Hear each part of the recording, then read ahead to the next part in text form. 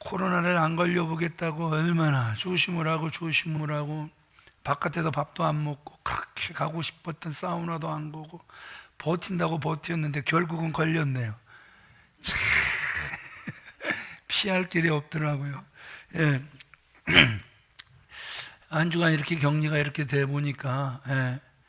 그 뭐 7일 지나고 8일째부터는 이렇게 자유롭게 활동하라고 하는데 8일째도 검사를 하니까 양성, 9일째도 검사를 해보니까 이렇게 양성. 그래도 공인으로서 이렇게 또 조심해야 되겠다 싶어서 좀 더 이렇게 많이 조심하는 그러한 시간들을 가졌습니다.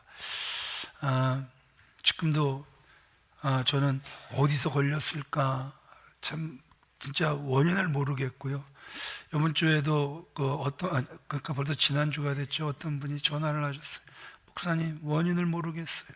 수요일 날 교회 한 번 오고 주일 날 교회 한 번 오고, 그리고 저는 집에만 있는 사람인데 왜 걸렸는지 모르겠어요. 막 답답함을, 그 안타까움을 호소하시더라고요. 그래서 또 의사에게 전화를 해봤죠. 그랬더니 목사님, 그냥 곳곳에 폭탄이 있습니다. 근데 주 폭탄이 어디 있는데? 그랬더니 여러분, 우리가 그 모든 그 사람들이 공동으로 사용하는 현관, 비번 누를 때 앞에 코로나 환자가 누르고 들어가면은 그 다음에 누르는 사람은 걸리는 거래요. 예. 현관문 같이 잡아도 걸리는 거고. 그러니까 우리는 굉장히 조심한다고 조심해도 피할 길이 별로 없는 것 같아요. 예.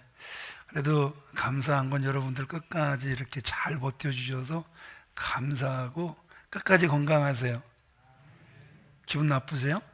끝까지 건강하시라니까.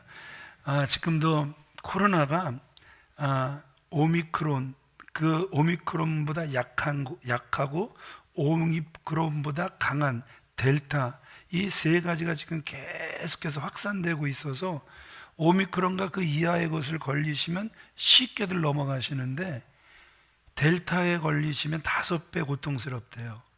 그러니까 아직도 조심하셔야 될 것 같아요. 예, 델타는 피해가시기를 바랍니다. 자, 말씀으로 들어갈게요. 따라합시다. 죽게 하듯 하라. 죽게 하듯 하라. 어느 날 아들이 밖에 나갔다가 헐레벌떡 아버지한테 뛰어와서 질문을 해요. 아빠, 세계 3대 악처 중에 2 악처는 알겠는데, 소크라테스의 아내 크산티페나 톨스토이의 아내 소피아는 알겠는데 그 다음 악처는 누구예요? 그랬더니 아버지가 아들에게 꿀밤을 주면서, 야 임마, 니네 엄마 이름도 모르냐? 이러더래요. 그러니까 사실은 뭐 모차르트의 아내 아마데우스인데 니네 엄마 이름도 모르냐? 이러더래요. 여러분, 여러분들의 가정은 어떻습니까? 천국에서 살아가고 계십니까? 지옥에서 살아가고 계십니까? 가정이 정말 여러분 신비한 곳이죠. 그래서 그 가정의 중요성은 아무리 강조해도 지나치지 않은 것이죠. 가정을 대신할 곳, 여러분, 그 어디를 가도 있습니까? 없어요. 그런데 문제는 뭡니까? 가정 안에서 너무나 심각한 문제들이 계속해서 발생하고 있다는 거예요. 자, 지난주는 제가 말씀을 못 나눴고, 그렇지, 지난주 그 사도행전, 그 예배소서 5장 말씀을 통해서 특별히 성령의 충만함을 받으라, 성령의 충만함을 받으라. 그래서 우리가 아멘, 아멘 하며 성령의 충만함을 사모했습니다. 그런데 이 성령의 충만함을 받으라고 그 말씀을 주시고 난 다음에 가장 먼저 무엇에 대해서 말씀하고 계세요? 가정, 그것도 부부에 대해서 우리에게 말씀해 주신다라는 것이죠. 성령 충만한 사람은 어떤 사람일까? 돈 잘 버는 사람?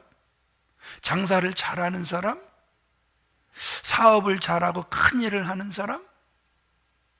어떤 사람이 성령 충만한 사람일까요? 기적을 많이 행하는 사람? 말씀의 능력이 막 강력하게 나타나는 사람? 굴 속에 들어가서 기도하고 또 교회 기도실에 개인의 기도 시간을 정해놓고 하루에 3시간, 5시간, 뭐 24시간이고 기도하는 사람들? 그런데 성경은 그렇게 말하지를 않아요. 한번 우리 같이 따라해 볼까요? 성령 충만한 사람은 행복한 가정을 만든다. 여러분, 우리가 사람 인자를 이렇게 보잔 말입니다. 사람 긴 거, 긴 막대기와 작은 막대기, 이것이 딱 서로 그 받쳐주고 기대고 있으니까 사람이 되더란 말입니다. 그런데 큰 대자는요, 거기에 한 일자 딱 그러니까 한 마음만 되니까 세상에 큰 사람이 되더란 말입니다. 여러분, 우리의 자녀들이 큰 사람이 되고 싶어요. 그렇죠? 다들 바닥에도 기기를 바랍니다. 예, 우리의 자녀들이 다 큰 사람들이 되기를 원해요. 그런데 여러분, 우리가 클 때자, 제가 주례술 때도 참 많이 드렸던 말씀 중에 하나예요. 클 때자를 보세요.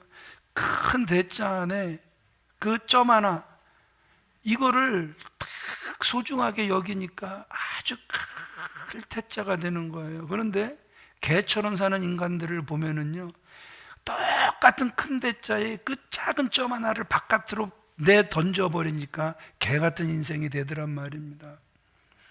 제가 목사의 가정에서 태어나 자라다 보니까 남자는 큰 일을 해야 된다, 작은 일 이런 거 신경 쓰면 안 된다, 이렇게 말씀들을 많이 하시고 어려서부터 귀에 못이 박히도록 우리는 들었단 말입니다.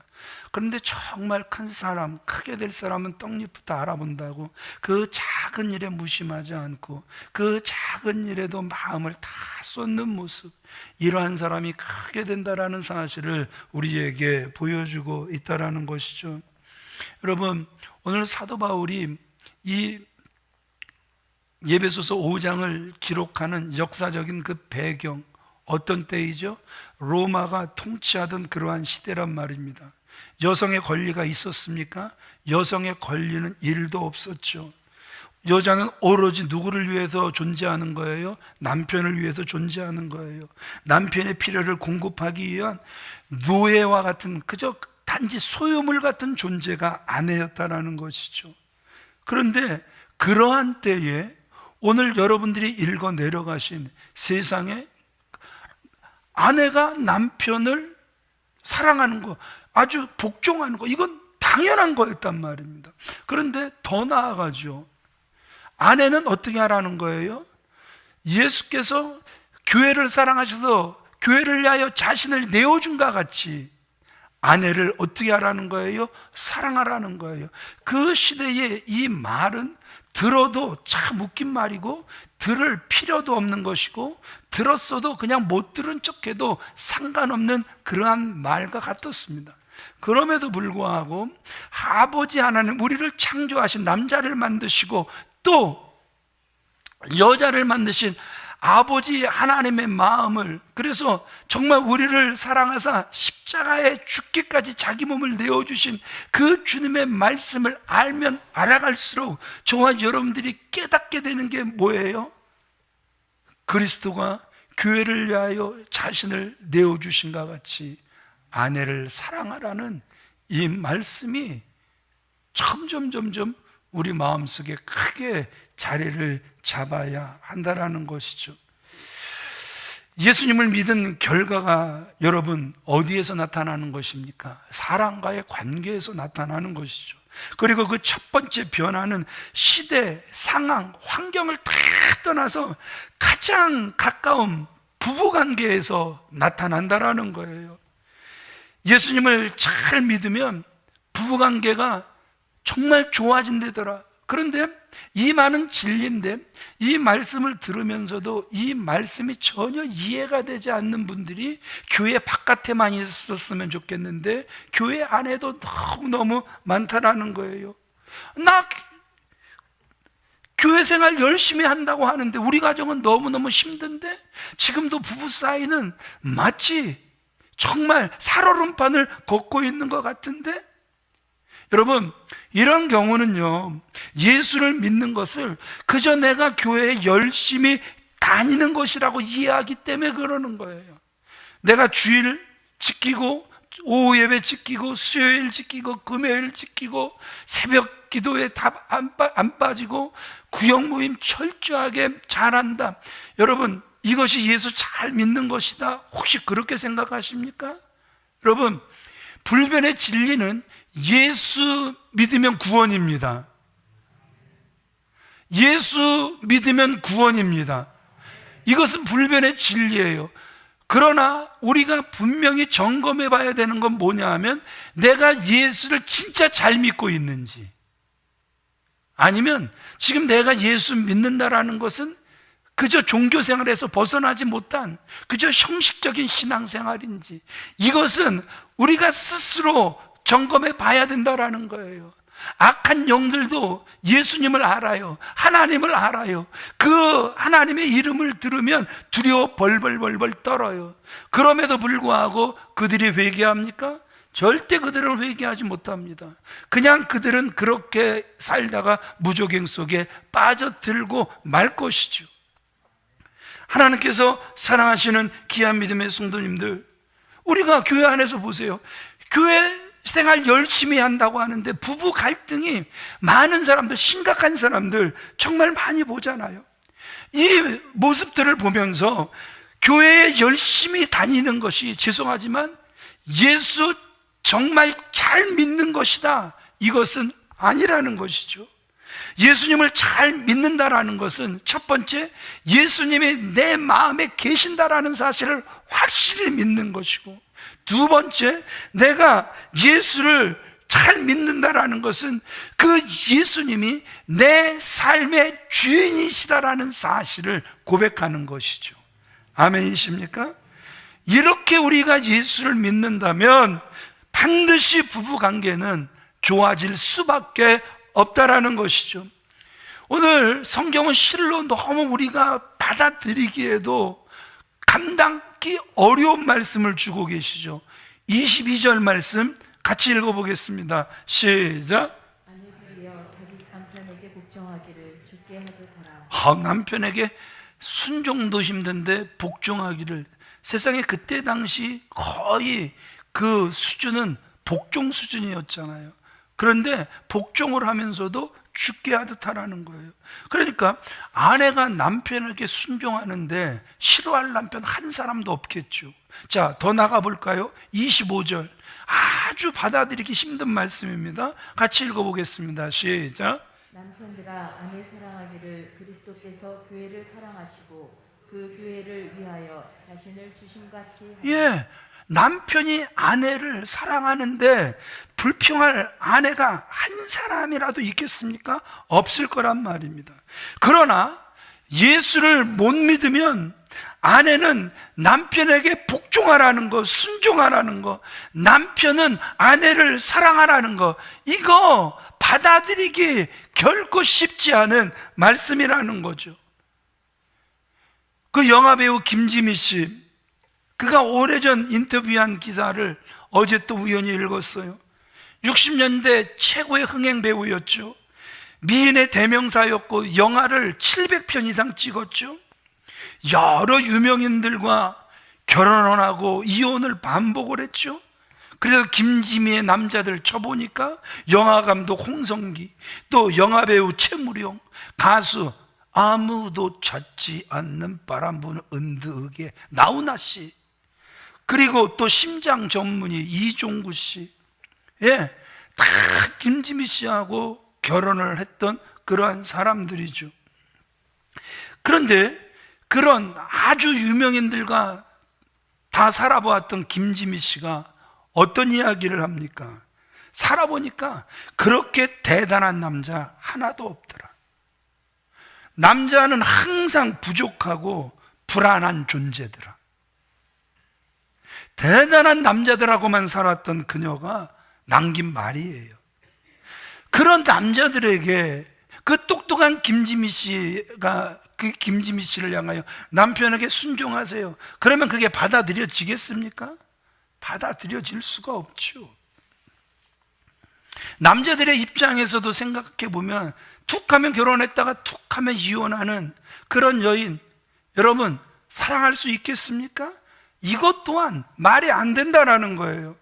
여러분들에게 한번 질문해 볼게요. 남편에게 순종할 생각하고 아내를 사랑할 생각하면 기쁘고 감사하고 흥분되고, 이야, 인생의 살맛을 내가 여기서 느끼지, 이렇게 생각하시는 분 한번 손 들어 보세요. 한 분, 우와, 손 들으셨어요. 뭘 쳐다봐. 아빠가 정말 멋있는 아빠를 그렇게 참, 와, 아빠 멋있다. 야, 여러분, 저런 분이 솔로몬도 천에 하나 찾는다 그랬는데 우리 교회에서 나왔네요. 예. 얼마나 이게 지금 감사한지 모르겠네요. 예.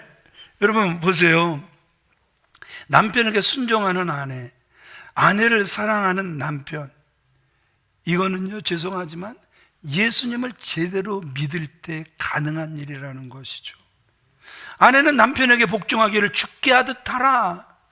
아내가 평상시에 신앙생활을 한다고 하지만 죽게 하듯 주님께 무엇인가 해본 게 없어요.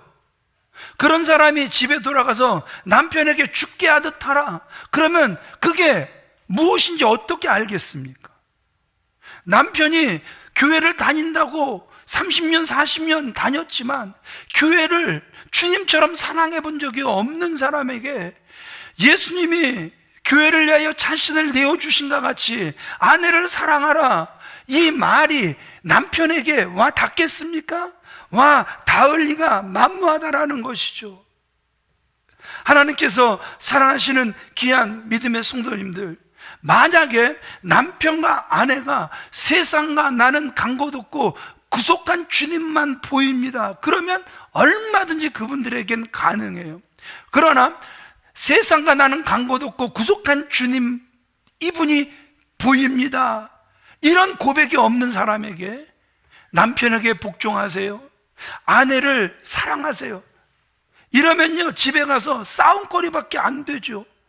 남편 오늘 이 말씀 딱 들었어요. 집에 가서 아내에게, 야, 넌 교회 가서 도대체 뭘 듣냐? 남편에게 복종하라는데 너 이게 복종이냐?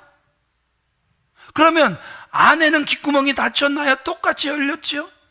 야, 너는 교회 가서 도대체 뭐 들었냐? 주님이 교회를 사랑하셔서 자신을 내어준과 같이 아내를 사랑하라는데 네가 하는 게 그렇게 사랑하는 거냐?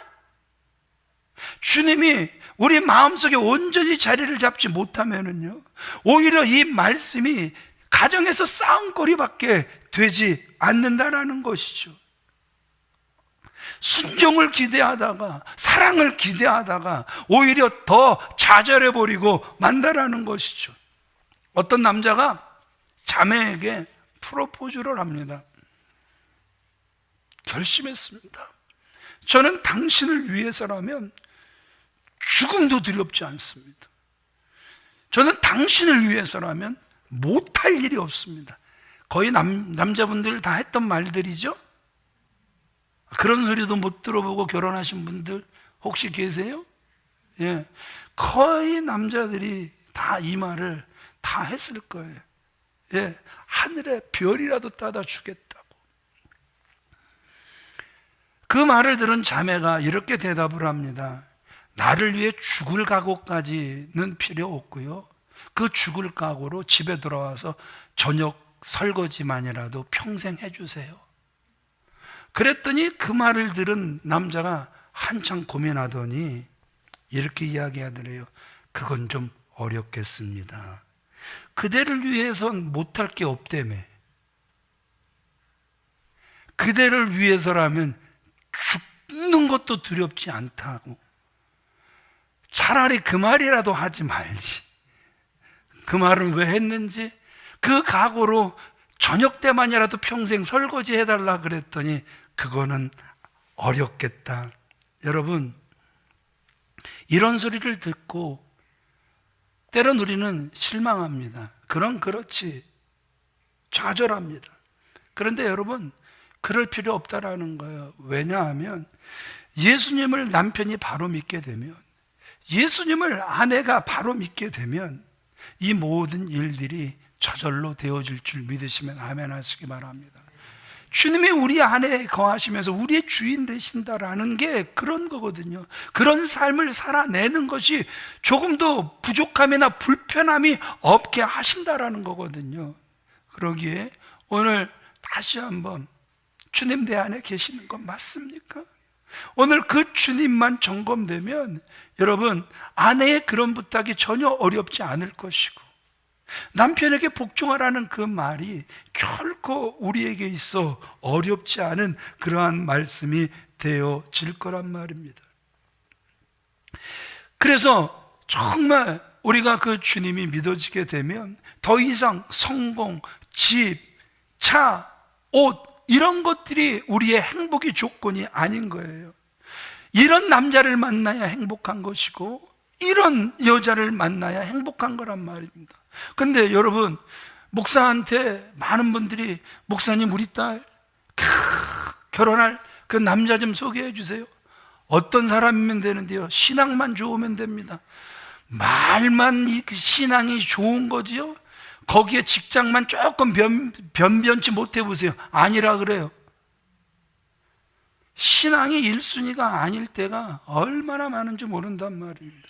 주님이 얼마든지 그 사람에게 능력 주셔서 일으켜 세우실 것을 일도 기대하지 않기에, 그러기에 애초에 입에 그냥 성도라면 그냥 의무적으로 해야 할 말 그렇게 말하듯이 한번 내뱉을 뿐이지 신앙이 우선순위가 되지 않을 때가 얼마나 많은지 모른다라는 것이죠. 우리가 부부가 살아가다가 남편이나 아내 중 한 사람만이라도 좀 영적으로 성숙하다면, 어른이 되면 부부관계가 유지가 되죠. 왜냐하면 한쪽 배우자가 어려서 예수님으로 행복하지 못해서 그냥 투정하고 안아만 달라고 하면 그래도 한쪽이나마 성숙하니까 그 투정도 받아주고 그 투정도 그냥 다 안아주는 거죠. 예. 그런데 문제는 뭐냐 하면, 신앙생활을 한다고 하지만 남편과 아내가 다 두 사람 다 주 안에서 행복하지 못한 경우 어떻습니까? 항상 싸우는 거죠. 항상 서로 주장하는 거죠. 항상 서로 요구만 하는 거란 말입니다. 어느 TV에서 발표한 내용을 보면 다툼과 갈등으로 이혼하는 사람들의 언어적 태도가 있다 그러죠. 한번 점검들을 해보세요. 서로 비난만 한대요. 서로 경멸한대요. 말꼬리 붙잡고 공격하는데 명수들이래요. 문제만 생기면 담을 쌓고 도피해버린대요. 걸핏하면 서로 시비를 걸어요. 서로 외면합니다. 계속 서로를 향하여 불만이고, 그래서 살아가는 것이 고통스럽습니다. 사람은요, 죄송하지만 불완전할 수밖에 없는 존재인데도요, 우리는 배우자가 완전할 수 있다고 믿고 기대하기에, 그것도 주님이 하실 것을 기대하기보다는 내가 믿기에 내가 만들어 보겠다고 그렇게 서로를 향하여 만들어 가다가 어떻게 되는 것입니까? 절망하고 분노하는 이런 안타까운 모습들을 보게 된다라는 것이죠. 우리 인간의 마음속 깊은 요구를 만족시켜 줄 수 있는 분은 오직 예수 그리스도 한 분이심을 믿으시면 아멘 하시기 바랍니다. 그러면 우리의 마음속까지 만족시켜 주실 수 있는 분은 예수 그리스도 한 분만이다, 여러분들이 정말로 믿는다면 우리가 예수 그리스도에 대해서 좀 더 깊이 알아가야 되잖아요. 예수님은 어떤 분이셨습니까? 예수님은요, 이 땅에 살아가시면서 죄송하지만 사람을 신뢰하지 않으셨습니다. 그러나 그 누구도 의심하지 않으셨습니다. 결코 악 감정으로 사람을 대하지 않으셨습니다. 그 누구에게도 예수님은 절망하신 적이 없습니다. 주님에게 사람은 따라해 볼까요? 사랑의 대상이지 믿음의 대상이 아니었다. 주님에게 있어서 사람은요, 사랑의 대상이지 믿음의 대상은 아니었다라는 거예요. 그러기에 곧 배신할 사람, 그러기에 곧 예수를 저주하고 도망갈 사람 다 아시지만 그 자신의 사람들을 사랑하시되 끝까지 사랑하셨음을 우리에게 보여주고 계신다라는 거예요. 정말 예수님 그분으로 만족하는 사람, 그래서 예수님이 내 안에 계심으로 행복한 사람은요, 배우자에게 요구하는 게 없다라는 것이죠. 왜 그런 줄 아세요? 우리 요한복음 14장 14절 말씀 같이 읽어보겠습니다. 시작. 내가 주는 물을 마시는 자는 영원히 목마르지 아니하리니 내가 주는 물은 그 속에서 영생하도록 솟아나는 샘물이 되리라.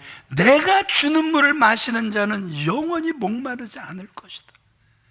우리가 주님 앞에 나가서 찬양하고 기도할 때 목마름을 많이 주님 앞에 고백합니다. 예수님 너무너무 목마릅니다.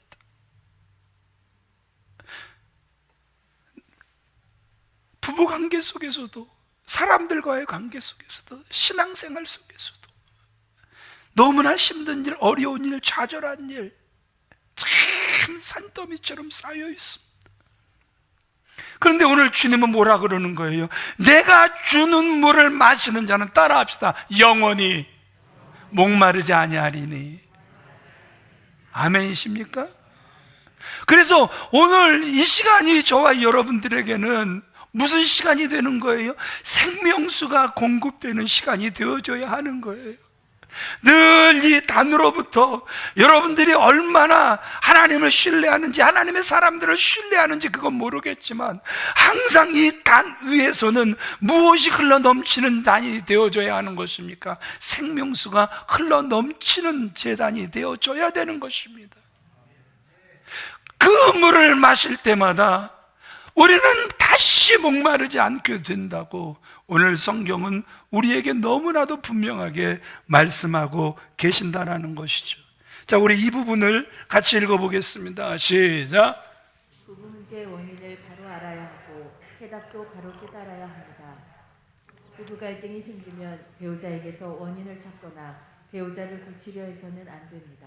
부부 관계는 예수님과의 관계에서 풀어야 합니다. 예수님께서 아내가 남편을 보는 눈을 바꾸어 주십니다. 그렇죠. 남편이 아내를 보는 눈을 바꿔주시고 바꿔주시는 거란 말이에요. 여러분, 오늘 말씀이 너무너무 버거운 말씀이잖아요. 사실은 우리가 신앙생활을 한다고 하면서도 가장 무시를 가장 많이 당했던 말씀이 어떻게 보면 이 말씀일 수도 있잖아요. 남편에게 복종하라.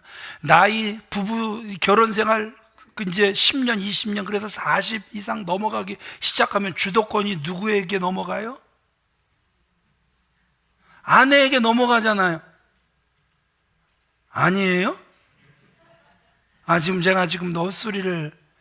여러분, 세상 사람들의 소리들이 그렇잖아요. 주도권이 넘어간다 그러잖아요. 주도권을 빌어서 내가 잡았는데 저 남편에게 복종하라고? 여러분, 이거 같이 받아들이기 힘든 말씀이 없다라는 거예요. 아이고, 저 아내? 나를 무시해도 세상에 저렇게까지 무시하는 저 아내를 주를 사랑하듯, 주님이 교회를 사랑하신 것처럼, 그래서 목숨을 내는 것처럼 저 아내를 사랑하라고? 여러분, 정말 가장 많이 무시됐던 말씀이 어떻게 보면 오늘 본문의 말씀이기도 하다라는 거죠. 그러나 오늘 이 말씀은 그런 뜻이 아니에요. 여러분, 남편에게 복종하라는 말은 그 남편이 실로 엄청나게 악한 사람이라 할지라도 왜 남편에게 복종하라고 말씀하고 계시는 거예요? 이유는 하나예요. 예수님을 믿으라는 거예요. 그 남편의 눈을 바꿔갈, 그 남편의 마음을 바꿔갈 예수님을 믿으라는 거예요. 아멘이십니까? 똑같이 반대로 아내를 그렇게 예수께서 교회를 사랑하신 것 같이 사랑하라는 것도 결국은 누구를 믿으라는 거예요? 예수님을 믿으라는 거예요. 누가 하시겠다? 주가 하시겠다. 주가 바꿔가시겠다. 오늘 이 말씀은 우리의 믿음을 테스트를 하는 거예요. 우리의 믿음이 정말 주님을 믿으면, 주님이 일하심을 믿으면, 주님은 어제나 오늘이나 영원토록 변함없이 쉼없이 일하시는 그 주님을 믿는다면 그 주님을 믿기에 복종하라는 거예요. 그 주님을 믿기에 사랑하라고 우리에게 말씀하고 계신다라는 것이죠. 우리 주님의 계획은 저와 여러분들의 결혼 생활에 기적이 일어나길 원하세요. 예수님께서 첫 번째 기적을 일으키신 곳이 어디죠? 요한복음 2장에 보니까 가나의 혼인잔치라고 이렇게 기록이 되어 있어요. 그런데 예수님께서 가나의 혼인잔치에 계셨어도 예수님이 손님이 되시니까 아무런 기적이 일어나지를 않습니다. 그러나 3장 25절에 마리아가 그 집의 하인들에게 그가 너희에게 무엇을 말씀하시든지 그대로 하라.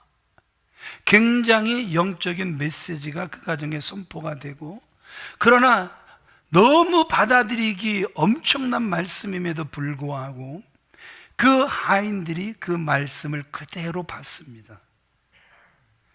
그러니까 예수님이 그 가정의 그 혼인잔치의 주인이 되시니까 그 가정에 기적이 일어난 줄 믿으시면 아멘 하시기 바랍니다. 어떻게 보면 지금 우리들의 가정이 물 같아요. 밋밋해요. 아무 맛도 없는 것 같아요. 이러려고 내가 결혼한 건가? 결혼하기 전에 저 남자는 저러지 않았는데, 결혼하기 전에 내 아내는 저러진 않았는데, 언제부터 우리 가정이 이렇게 밋밋해졌지? 언제부터 이렇게 불신, 그래서 원망, 서로 비난, 그 믿음이라고는 찾아볼 수 없는 그런 가정이 돼버렸지? 여러분, 가만히 한번 생각해 보자 말입니다. 하나님은 여러분들의 가정에 기적이 일어나길 원하세요. 그런데 예수님이 여러분들 가정에 손님이 되시면 기적은 일어날 수가 없어요.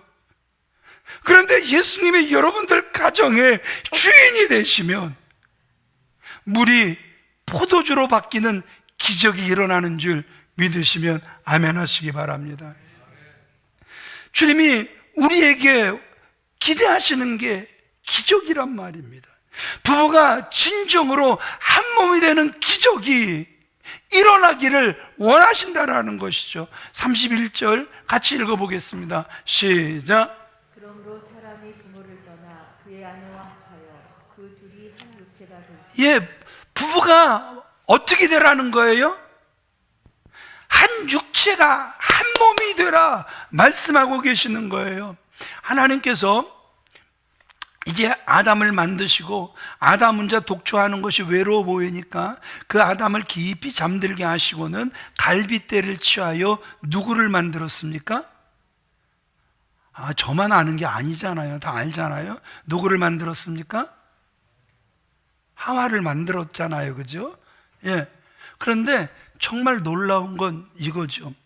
아담이 하와를 딱 보는 순간 어떻게 고백합니까? 송 오브 송 아가서가 그때 기록되어 있었습니까? 시편이 그때 기록되어 있었습니까? 아름다운 연애 기록들이 그 아담의 귀에 들려졌을 때입니까? 전혀 그렇지도 않죠.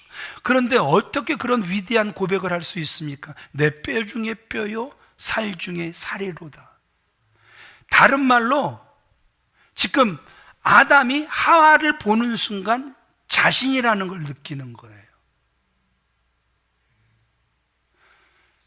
이때가 어떤 때인 거죠? 이때는 다른 때가 아니죠. 아담이 하나님과 동행하던 때예요. 요즘 우리들의 말로 정말 성령 충만할 때라는 거죠. 그런데 보세요. 아담과 하와가 선악과를 따먹습니다.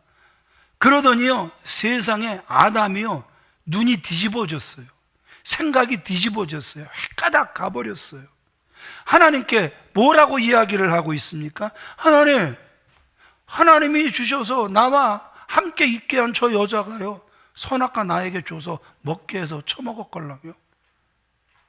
여러분, 이게 무슨 말씀입니까? 사람이 어떻게 이렇게까지 달라질 수 있는 것입니까?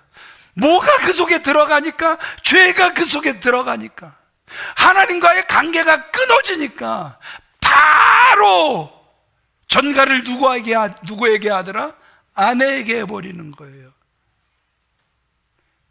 전가를 뱀에게 해버리는 것이고, 뭐가 들어가니까? 죄가 들어가니까, 다른 말로 누구와의 관계가 끊어지니까 하나님과의 관계가 끊어져 버리니까 그렇다라는 것이죠. 우리 이 부분을 같이 읽어보도록 그렇게 하겠습니다. 시작.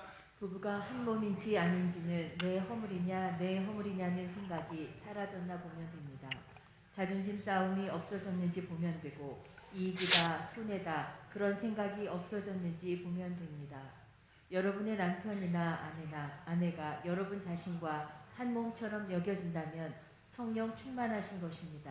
아니라면 예수님과의 관계에 문제가 생긴 것입니다. 성령 충만을 아까도 말씀드린 것처럼 일을 잘하고 사업을 잘하고 큰 일을 하고 뭐 기적을 일으키고 예언을 하고 기도를 뭐 하루에 뭐 3시간, 4시간, 5시간씩 하고, 여러분 이게 성령 충만한 게 아니라는 거예요. 내가 성령 충만한지 아닌지 오늘 기준을 또 하나 여러분들에게 굳이 여러분 말씀드리자면, 여러분들이 읽으셨던 것처럼 아내와 남편이 한 몸처럼 여겨진다면 성령 충만한 거예요.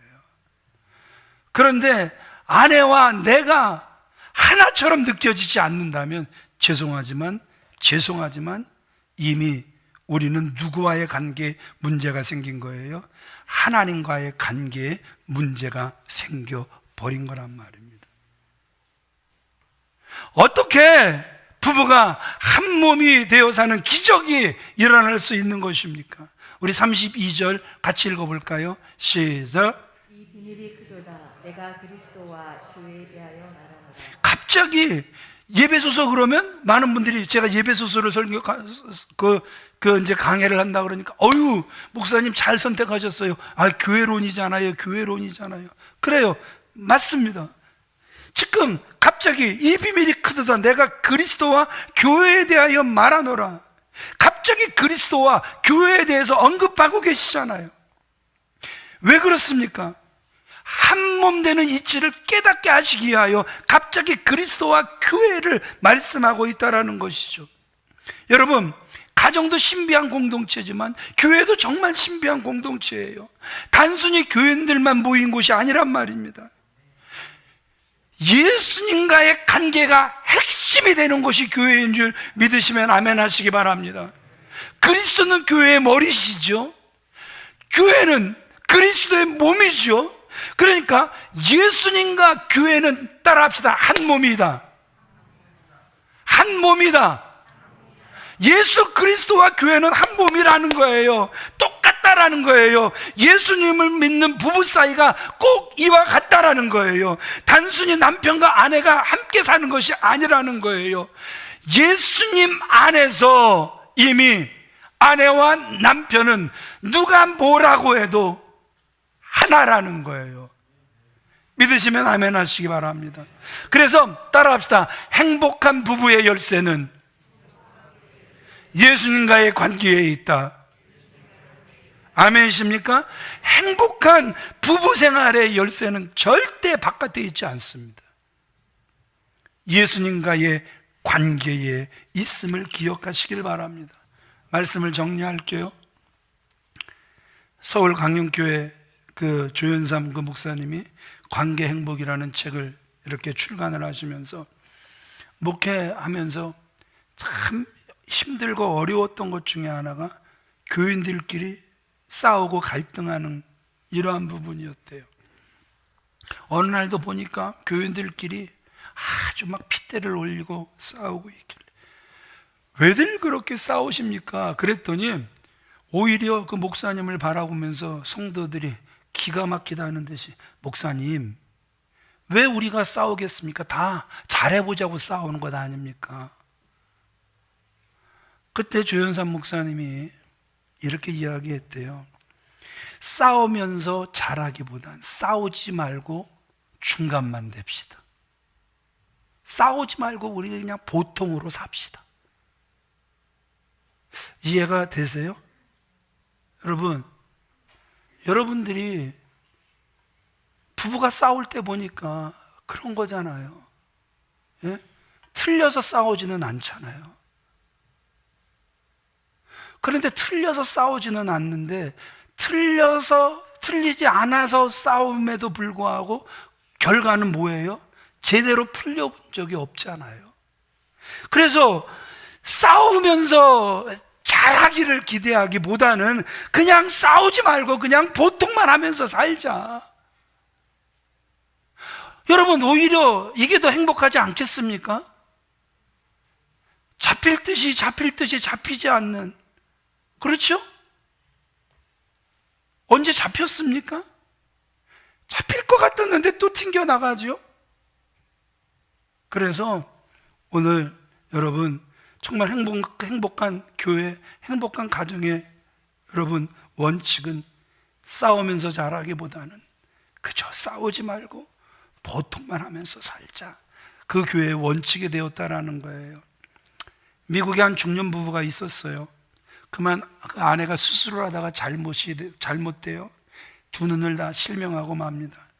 그런데 남편이 얼마나 지극정성 아내를 잘 섬기는지 직장까지 아내를 출근시켜주고 출근하고, 이제 아내가 그 모든 업무를 마칠 때쯤 되면 또 부지런히 달려와서 그 아내와 함께 퇴근을 합니다. 그런데 어느 날 갑자기 남편이 미쳤는지 이런 말을 합니다. 여보, 서로 직장도 머니까 우리 각자 출근합시다. 이 말을 들은 아내가 얼마나 섭섭했는지, 심지어는 그 말에 배신감까지 느껴지더래요. 워낙 생활력이 강한 여자였던지라, 그래, 홀로서기다. 일을 꽉 깨물고 지금서부터 나는 홀로 선다. 이제 결심을 하고 혼자 출근하기 시작합니다.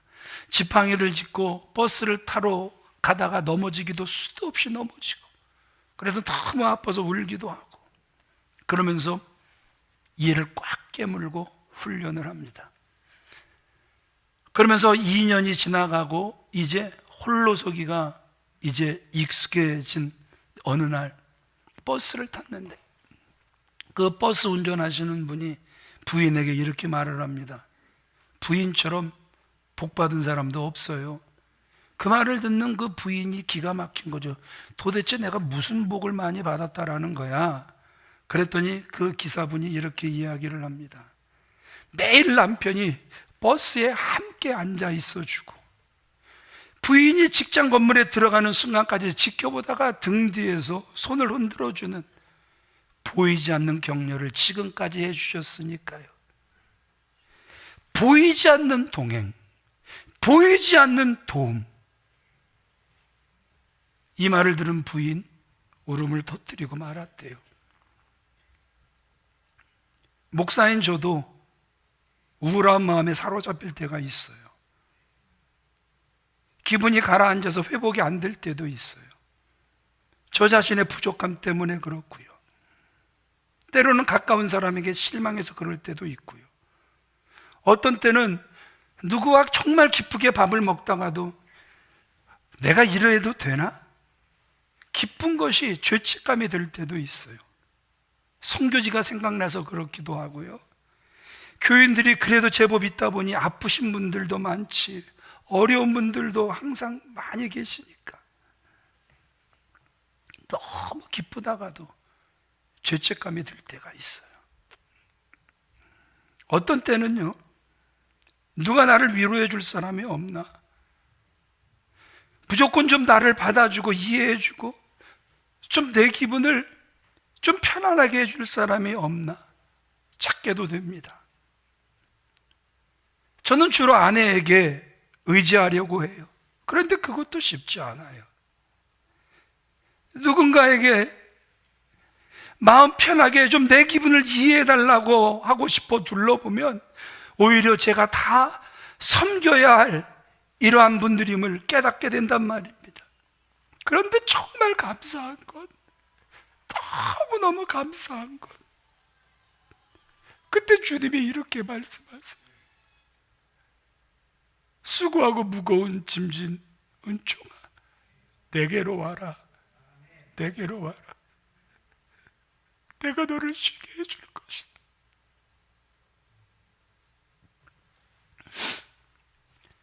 삶에 지친 많은 사람들아,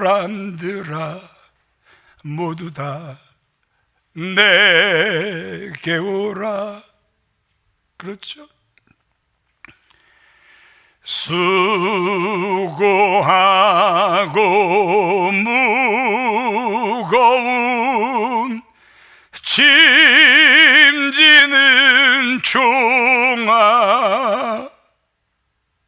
너 내게로 오라. 너 내게로 오라.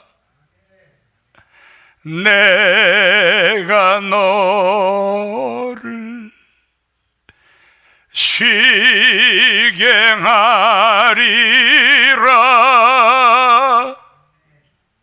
내가 너를 쉬게 하리라. 우리는 우리의 회복을 꿈꾸며 우리의 주변을 둘러볼 때가 참 많습니다.